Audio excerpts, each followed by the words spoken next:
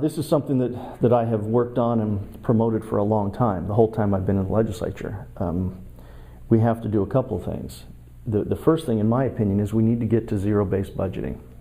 We have to be willing to say we're going to prioritize our spending.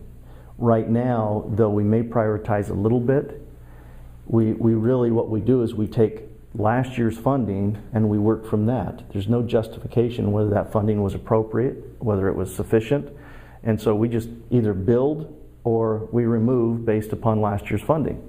As a result, we've continued to see layer upon layer added on, and it's just kind of become bloated.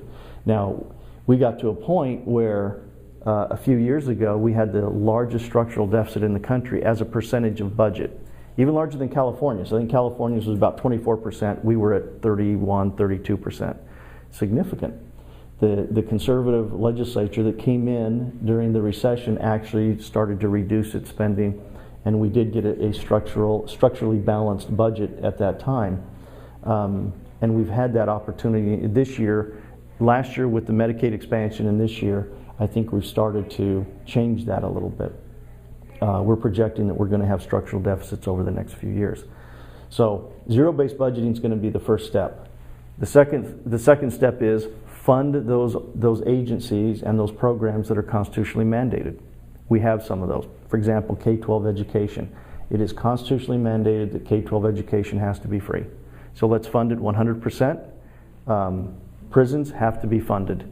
Department of DPS has to be funded. Those are the proper roles of government. Those are the things that we have to take care of.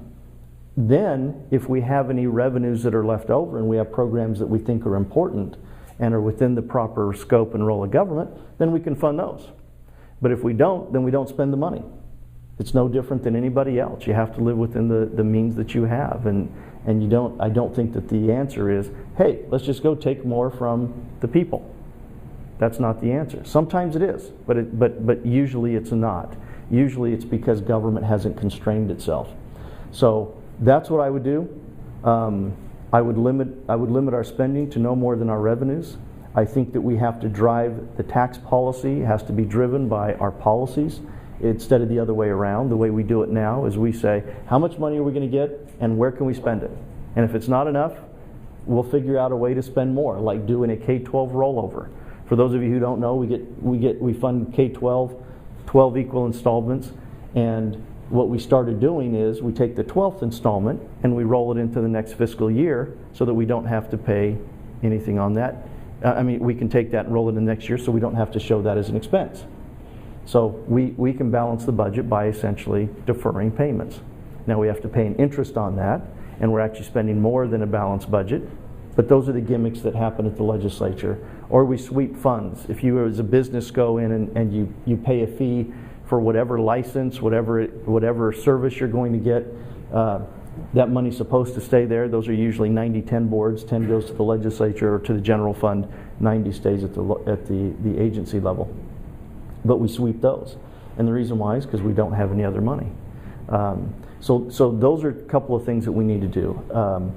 The other thing, in my opinion, that we have to do is we have to modify at the very least and possibly do away with Prop 105.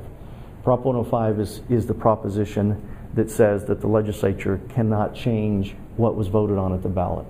That has had huge negative impact on the legislature's ability to manage the budget. According to JLBC, which is the accounting arm, the finance arm of the legislature, we now control probably about 31-32% of the budget. I don't know how you guys would run your business or run your household or do anything else if you only controlled less than a third of your budget, but that's what happens.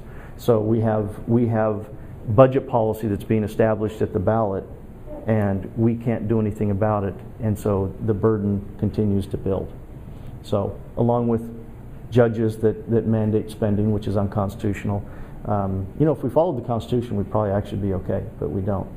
So anyway, those are the things we need to do. We need to get back into the hands of the legislature. If you don't like what the legislature is doing, don't re-elect them. Get somebody in there that can do it. But this is not the right answer to tie our hands so that we have no effective way to deal with the budget.